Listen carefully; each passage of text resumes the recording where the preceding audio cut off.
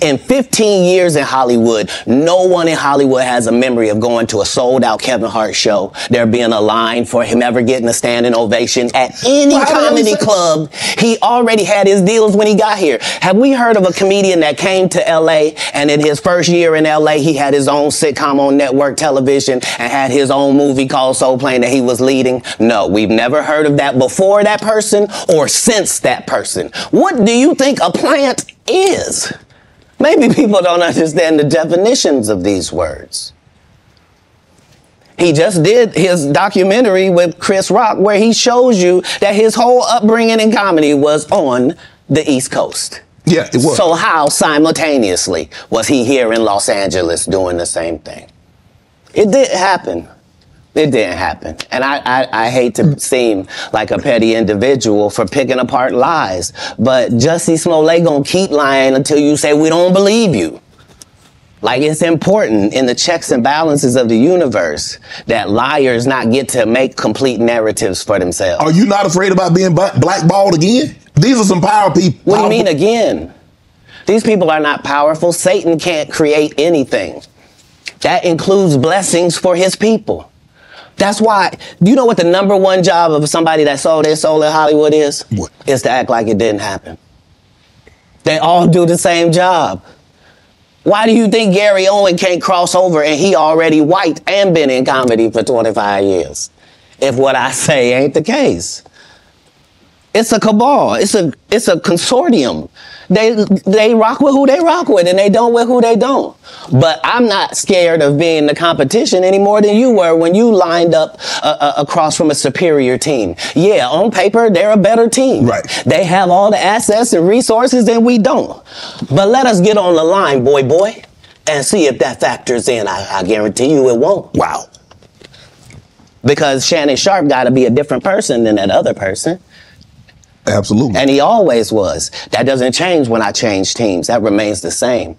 That's how a legacy is built. So all of these shortcut takers, they canceled me for talking about Harvey Weinstein before the thing came out, but he offered to suck my penis in front of all my people at my agency.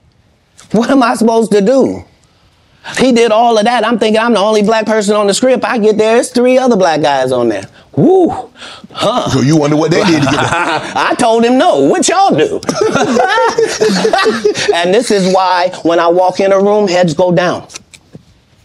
Behind my back, I'm nothing. I'm just a regular old comedian that's bitter and jealous. But in my face, no. The king has walked in and they have to respect it only because I've not taken the shortcuts. I've not been funded. They pay you to not talk about things they don't want you to talk about. They tell you that themselves. I can't do that because Steve told you that he stopped doing stand-up because he has 7 TV shows. The only problem is when he stopped stand-up, he didn't have those 7 TV shows. He stopped stand-up because he got in a comedy battle called the Championship of Stand-Up Comedy with one Katt Williams in Detroit in front of 10,000 people and lost because Katt Williams said he was actually bald and that was a wig. And I went in and that's why he couldn't do stand-up anymore. Imagine him coming to tell you another story where he got so big and it was Bernie and them's fault because they wanted to be movie stars. What? You called Ocean 11 to get that nigga's part. What do you mean you didn't want to be a movie star?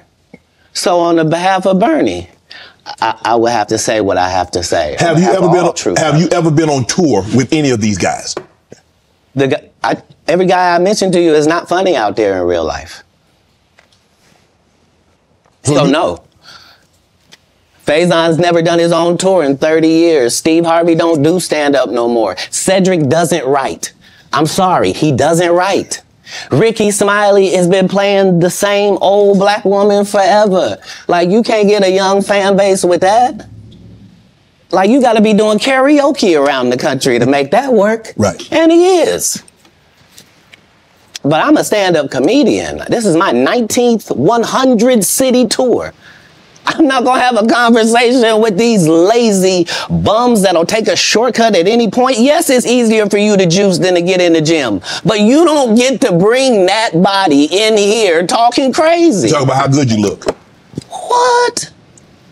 No, there's too many comics out there that are putting their life on the line to tell these jokes, man. Okay. Let's get to your upbringing. We're going to circle back and we'll get some... I want to protect it real quick, because you had said for the Kings of Comedy, it was in 2018, 2019, but did you mean 1999? Because it came out in 2000, so I just want to make sure. No, I didn't. No. So what I meant to say was, remember, he said I couldn't do stand-up anymore. I had 7 TV shows. I said he didn't have any of those TV shows at the time. I know you talking about Cedric. Joke stealing from Cedric. Cedric. Okay, So you had said that 2018, 2019, but it came out in 2000, so I just want to make sure. Okay, no. What comes out in 2000? The original Kings of Comedy. Right. I'm on BET's Comic View, and they're using this as the commercial in 1998. Okay. That's why I'm saying, yeah. So if I said the dates wrong, let's go back and clear that up. Okay. You said, I had Cedric on here, and I asked him about the joke stealing, and he said the timeline doesn't add up. Correct. To that point, you say.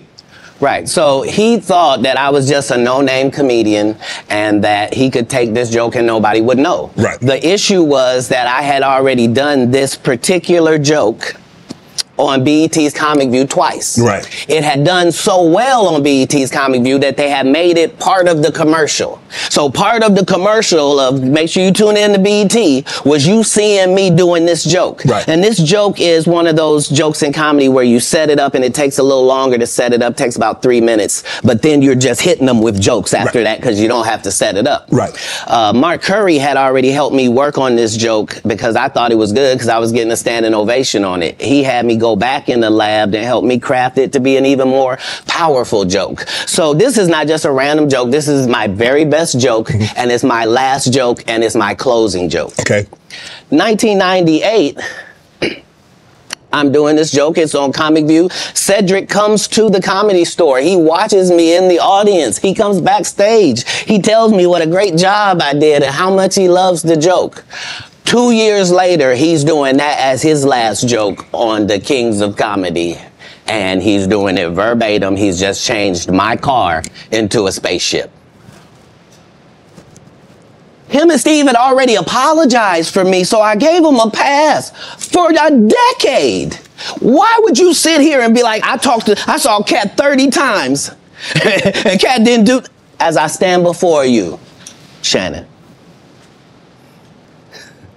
I would have bust Cedric's stomach.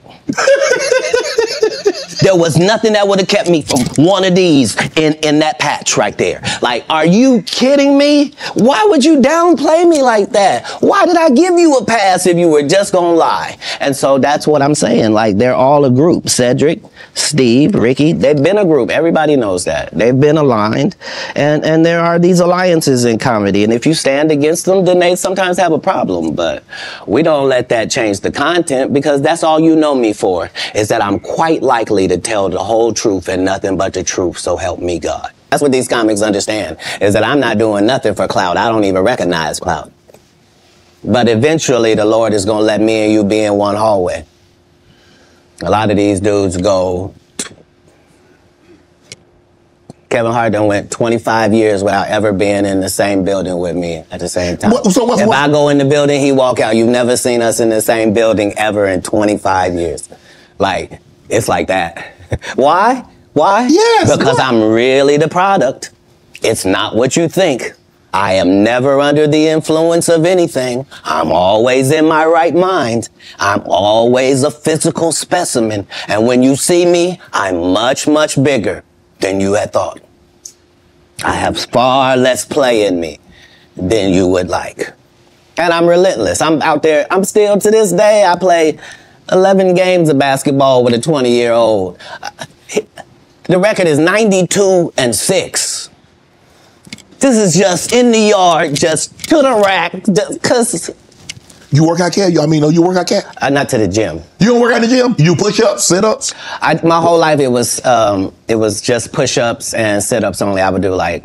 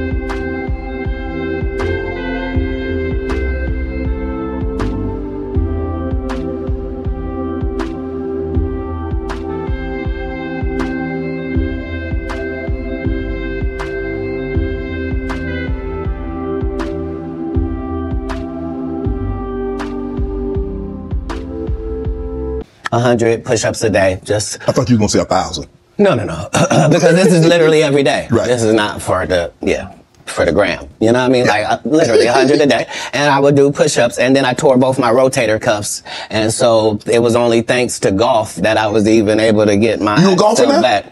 I've been a golfer for quite some time. My short game is impeccable. I can't get you but 2 and some change off of the tee, but I'm still coming in for par guaranteed. Are you playing for the tips? No. I've found that you don't get anything for that. It seems very egomaniacal. They go, hey, Katt, for free, you can go further back. Hey, what? Wait a minute, does it still count the same? Hey, I'm up at the ladies' tee. Don't tell me my pronouns. On the golf course, I'm she, her, him, them, and they. Whoever at the front tee.